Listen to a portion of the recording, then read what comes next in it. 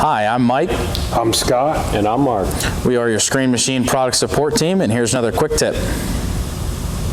Hello, in this video we'll be showing you how to add tension to your tracks on your 50 TJ SMI compact jaw crusher.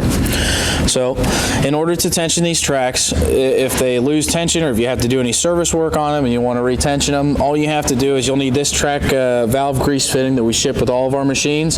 It's a common grease fitting. It's the same for excavators, all heavy equipment kind of like this.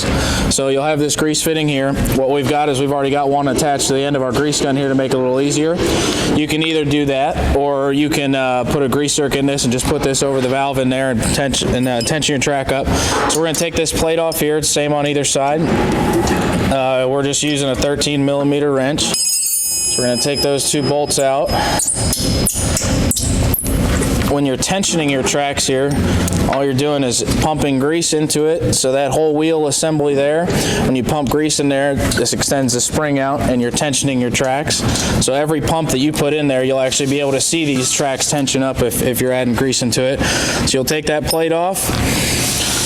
On this fitting here, you'll notice there's an open end and a closed end. So the open end, you put it around the grease valve and pull it back towards you to make sure it's locked on all the way. So you can see that on the one we're using there. I'm going to take it, reach in there, make sure you're around that lip on the grease valve, pull it towards you all the way. You'll feel it kind of seat on there. If it doesn't seat on there, you'll see grease leaking out from either the gun or wherever it's not completely seated on that grease valve. But to pump it up, all you do, just pump your grease gun, whether you have an air, a hand gun, or electric, just add grease into it. And like I say, you'll actually see the tracks pump up as you're adding grease. Every pump, you should see the tracks pump up.